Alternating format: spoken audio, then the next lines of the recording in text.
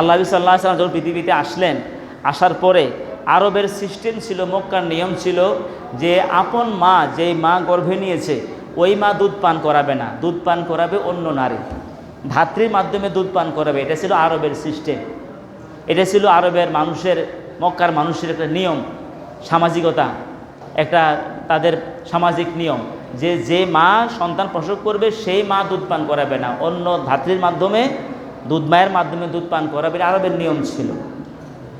আরবের মক্কার সিস্টেম অনুযায়ী আল্লাহর হাবিব সাল্লাল্লাহু আলাইহি ওয়াসাল্লাম তিনি যখন মায়ের গর্ভ থেকে দুনিয়াতে আসছেন, কিছুদিন মায়ের দুধ পান করবেন। কিছুদিন মায়ের দুধ পান করার পরে পরবর্তীতে সুয়াইবা নামে আরেকজন নবীজির দুধ মা ছিলেন, উনি কিছুদিন দুধ পান করিয়েছেন।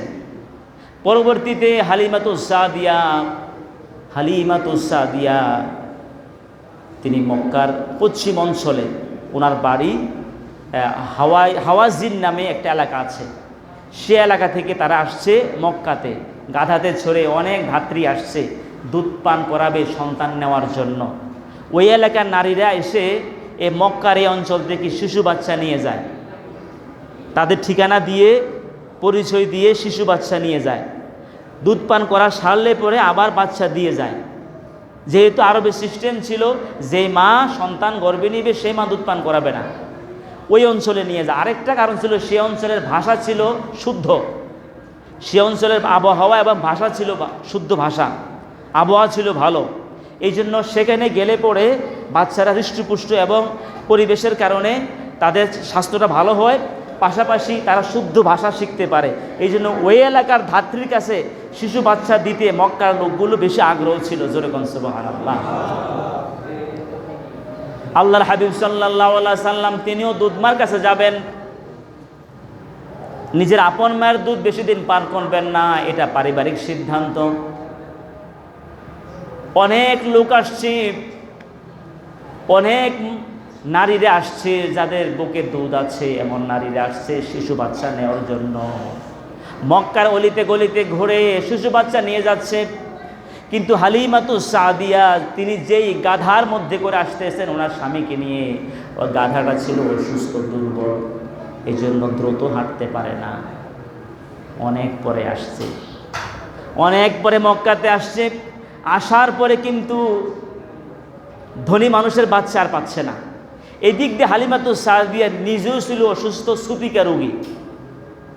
এই জন্য যেহেতু নিজেও সুতিকা রোগী, অসুস্থ, বুকে তেমন দুধ নাই, তার যে নিজের গর্ভের সন্তান আছে এটাকেও ঠিকমতো দুধ পান করাইতে পারে না, তো আরেকটা সন্তান নিলে কী করে দুধ পান করাবে? এই জন্য কেউ তাকে সন্তান দিতেও রাজি হচ্ছে না।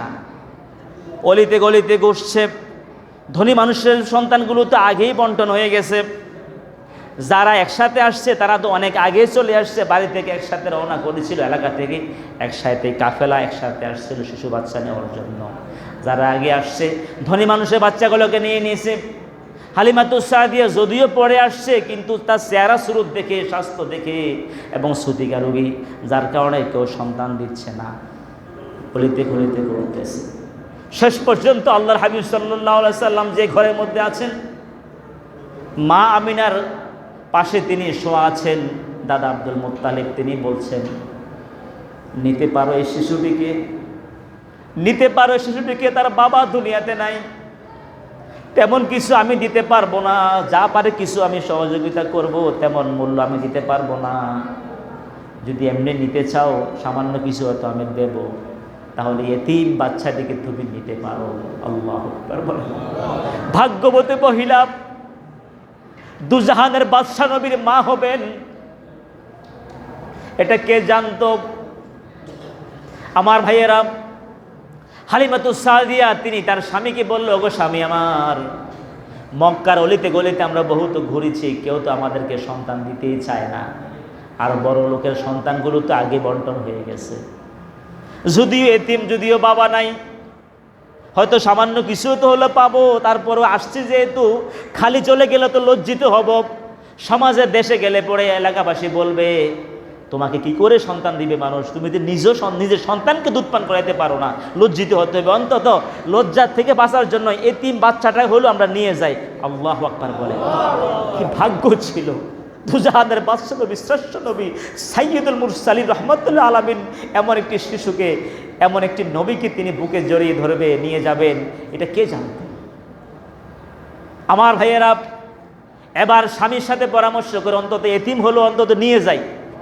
ঘরের মধ্যে ঢুকলেন, ঢোকার পরে আল্লাহর হাবিব সাল্লাল্লাহু আলাইহি সাল্লামের চেহারা দেখে আশ্চর্য হয়ে গেলেন। এত সুন্দর মানুষ, এত সুন্দর শিশু কোনোদিন আর নজরে পড়ে নাই। স্বামীকে বলছেন, দেখেন হালিমাতুস সাদিয়া তাড়াতাড়ি না জানি আবার অন্য কেউ নিয়ে যায়, তাড়াতাড়ি এতিম বাচ্চাটাকে বুকে নিলেন। বলছে নবী সাল্লাল্লাহু আলাইহি ওয়াসাল্লাম, মা আমিনা পাশে বসা, দাদা আব্দুল মুত্তালিবকে বলছে তেমন কিছু দেওয়া লাগবে না, আমাদেরকে এটা নিয়ে যাই। যখন আল্লাহর হাবিব সাল্লাল্লাহু আলাইহি ওয়াসাল্লামকে বুকে জড়িয়ে ধরলেন, বুকে জড়িয়ে ধরার সাথে সাথে হালিমাতুস সাদিয়া বলেন, আমার স্তনে তেমন দুধ ছিল না, আমি যখন আল্লাহর হাবিবকে বুকে নিয়েছি আমি বুঝতে পেরেছি মনে হয় যেন আমার বুকে দুধ পরিপূর্ণ হয়ে যাচ্ছে। নবীজির মুজিজা ছিল। উনি সুতিকা রোগী ছিলেন, অসুস্থ ছিলেন। তিনি বলছেন আল্লাহর হাবিব সাল্লাল্লাহু আলাইহি সাল্লামকে কোলে নেওয়ার সাথে সাথে আমার দেহের মধ্যে মনে হয় যেন কোনো রোগ নাই, একেবারে আমি সুস্থ হয়ে গেছি। সুবহানাল্লাহ। নবী সাল্লাল্লাহু আলাইহি সাল্লামের মুজিজা, নবীজির মুজিজার বরকত। আমার বন্ধুগণ, এরপরে খুব দ্রুত সন্তানটা কোলে নিয়ে নবীজির দাদা থেকে বিদায় নিলেন, মা থেকে বিদায় নিলেন এবং কথা দিলেন যত্ন সহকারে রাখবেন, সর্বোচ্চ ভালোবাসা দিয়ে রাখবেন। যে গাধার মধ্যে চড়ে এসেছেন, এলাকার কাফেলা যারা আসছে সবাই অনেক আগে চলে আসছে, তারা বাচ্চা নিয়ে অনেক আগেই আবার রওনা করেছে। হালিমাতুস সাদিয়া অনেক পরে আসছেন, যেহেতু গাধাটা দুর্বল, অসুস্থ, গাধাটা অসুস্থ, শক্তি নাই। কাফেলা অনেক আগে চলে গেছে। আবার হালিমাতুস সাদিয়া রাদিয়াল্লাহু তাআলা আনহা তিনি বলতেছেন, আমি যখন শিশু মুহাম্মদ সাল্লাল্লাহু আলাইহি সাল্লামকে বুকে নিয়ে কোলে নিয়ে যখন গাধার উপরে বসলাম, বসার সাথে সাথে আমি বুঝতে পেরেছি গাধাটা যেন পরিপূর্ণ সুস্থ হয়ে গেল, শক্তিশালী হয়ে গেল। গাধা নিয়ে চললেন স্বামীকে নিয়ে। যে গাধা অনেক আস্তে আস্তে অনেক দেরিতে আসছে, মাঝে মধ্যে তাকে কিছু সময়ের জন্য অবসর দিতে হয়েছে। এখন দেখা যায় গাধার উপরে যখন উঠলেন, এই গাধা সবল হয়ে গেল, এত দ্রুত চলতে লাগলো যে সাথীরা, যে কাফেলা অনেক আগে এলাকা ছেড়ে চলে গেছে বাড়ির দিকে, ওই কাফেলাকে খুব দ্রুত বেগে গিয়ে কাফেলাকে ধরে ফেললো এবং কাফেলাকে অনেক পিছিয়ে ফেলে নবী সাল্লাল্লাহু আলাইহি সাল্লামকে নিয়ে হালিমাতুস সাদিয়া তিনি বলেন, আমি অনেক আগেই বাড়িতে পৌঁছে গেলাম। আল্লাহু আকবার। আমার পুকুরে তেমন পানি ছিল না, মাছ ছিল না। আল্লাহর হাবিবকে যখন বাড়িতে নিলাম, বাড়িতে নেওয়ার সাথে সাথে আমি বুঝতে পেরেছি পুকুরে যেন পানি বেড়ে গেছে, মাছ পরিপূর্ণ হয়ে গেছে। আমি আমার সন্তানকে দুধ পান করাই। আল্লাহর হাবিব সাল্লাল্লাহু আলাইহি সাল্লামকে কখনো আমি বহু চেষ্টা করেছি, আমি আমার সন্তানকে বাম স্তন পান করাইতাম, আর মুহাম্মদ সাল্লাল্লাহু আলাইহি সাল্লামকে আমি সবসময় ডান স্তনের দুধ পান করাইতাম। সুবহানাল্লাহ।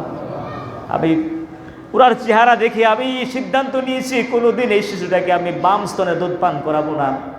আমার বাম স্তন দুধ আমি আমার সন্তানের জন্য রাখলাম, ডান স্তনের দুধ আমি আমার যে সন্তানকে নিয়ে এসেছি মুহাম্মদ সাল্লাল্লাহু আলাইহি সাল্লামকে তাকে পান করাবো।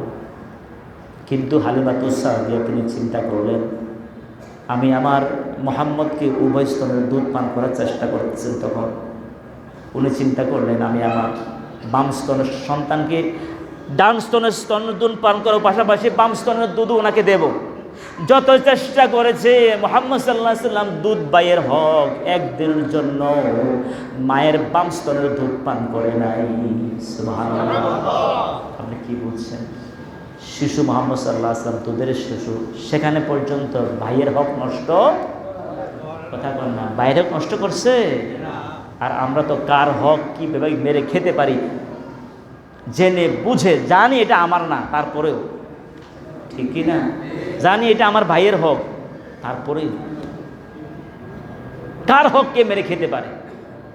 অথচ আল্লাহ হাবিব সাল্লাল্লাহু আলাইহি সাল্লাম শিশু মাসুম বাচ্চা, তারপরে কোনোদিন বাইরের হক নষ্ট করে নাই। হযরত হালিমাতুস সাদিয়া রাদিয়াল্লাহু তাআলা আনহা তিনি বলেন, আমি যখন মরুভূমিতে যেতাম,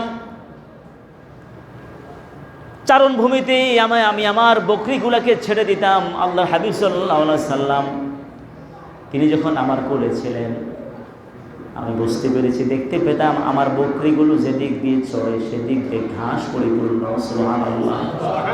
হালিমাতুস সাদিয়া বলেন, মুহাম্মদ সাল্লাল্লাহু আলাইহি সাল্লাম আমার বাড়িতে আসার পরে আমার চতুর্দিক দিয়ে আল্লাহ বরকত দিয়ে দিয়েছে।